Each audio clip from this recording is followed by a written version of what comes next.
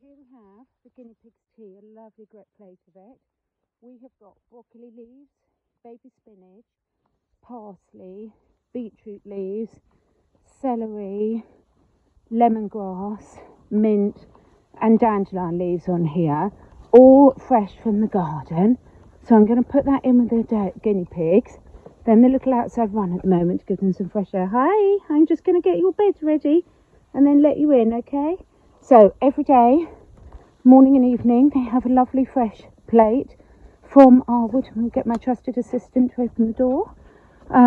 This is a little Wendy house, and it's really, really important to give all your animals fresh, healthy food. So I'm just going to get their little beds ready for them, and then we'll open it up and let them in, and I'll show you. And now we've just opened up their little hatch. I tend to put them out in the afternoon for a bit of fresh air, just so they can come in and out at any time, but sometimes I lock them out there for a bit of fresh air. And in they come. There's Poppy first. She's always first. Dylan second. I laugh every time I see Dylan. Does anyone remember Dougal from the Magic Roundabout? He's just like Dougal. And then in a minute we should have little Meg. And so they've got their lovely fresh vegetables, fresh hay. I pick their poo out and give them fresh hay every time. Lots of hiding places. Where's Meg? Is she coming in, Mark? Pardon? Yeah.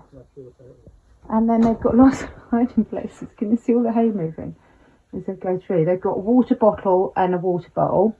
And then they've got different types of hay in the bowls. And then they've got two different types of food. There's little Meg, first to get it. Dylan's at the back there. Can you see Dylan at the back under the other wooden arch with his head poaching out towards the wall?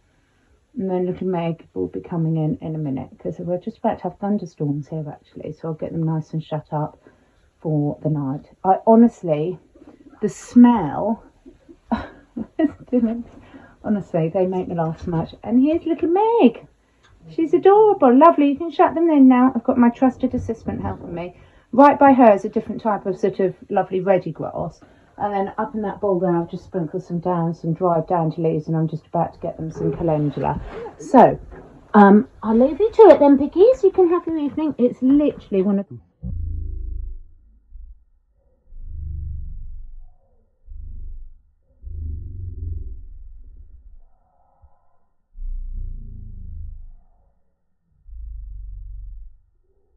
because of all the herbs. We've got lemongrass, mint, parsley, spinach, beetroot, celery. They normally have cucumber, but I haven't given them cucumber tonight. And they're happily going off, exploring it all in the new hay. Anyway, night, piggies. See you later.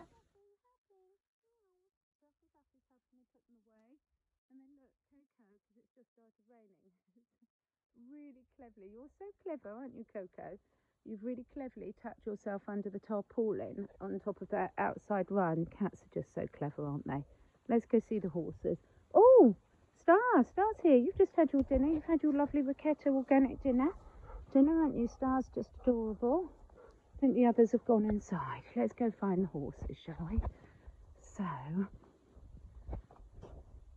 I probably made the mistake of doing half this video in one way up and half the other way up.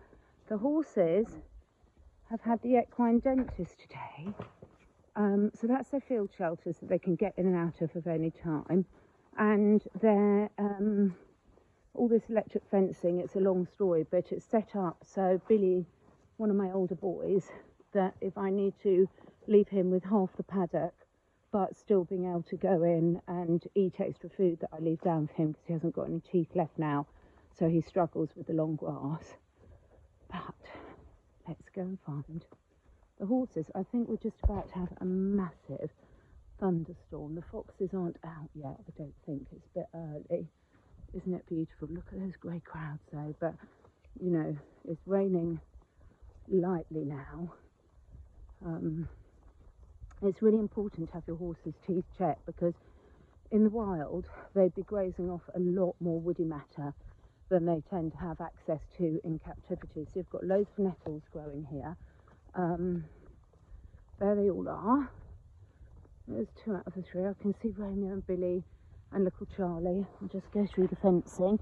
But one thing I wanted to show you, I won't go all the way down to them, they're in the distance there. It's a lovely big field. Look at all those lovely trees, hedgerows, all the lovely herbs there.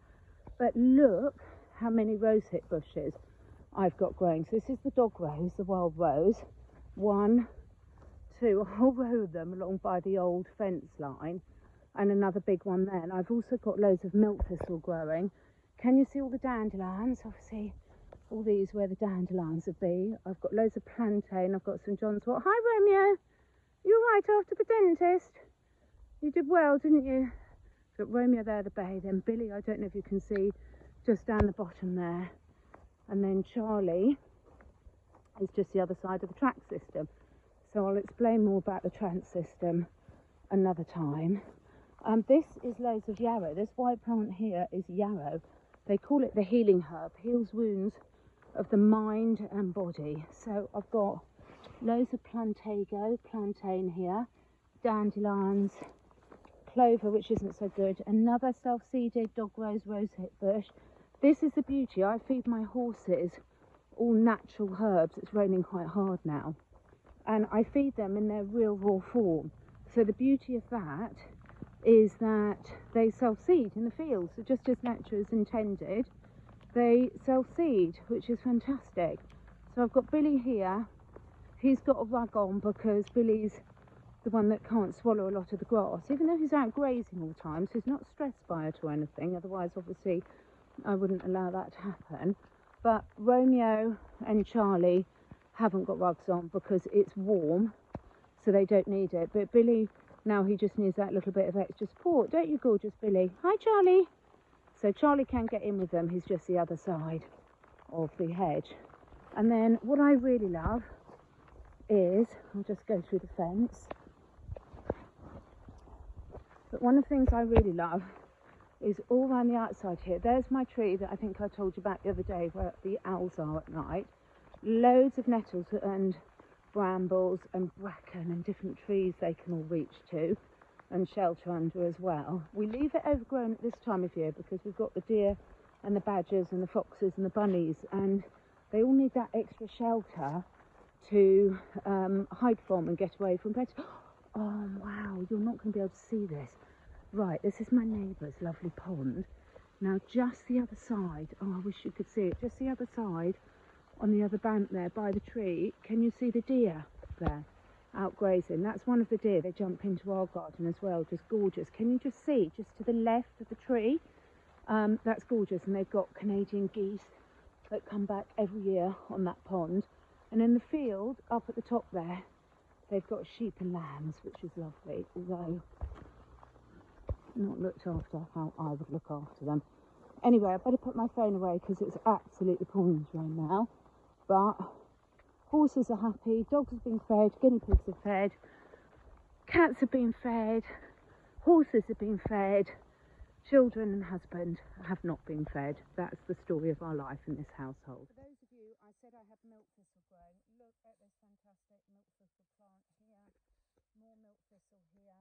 Completely self-seeded from what the lovely thistles, another thistle here, not a milk thistle, a normal thistle. Both really good for the liver.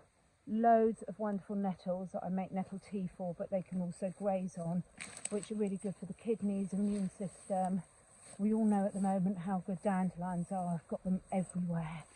Here's a lovely dandelion. Horses, guinea pigs, dogs, humans. Actually, the only ones who I don't think eat the dandelions are the cats. Loads of blackberries here that we will pick when they come out. Willow trees and oak trees. Anyway, that's probably enough for now because it's a bit wet. But isn't it fantastic how abundant? So us humans, particularly us Brits, might like to moan about the rain, but look how green everything is. And here's my chief poo picker. You enjoy picking all the poo? I do.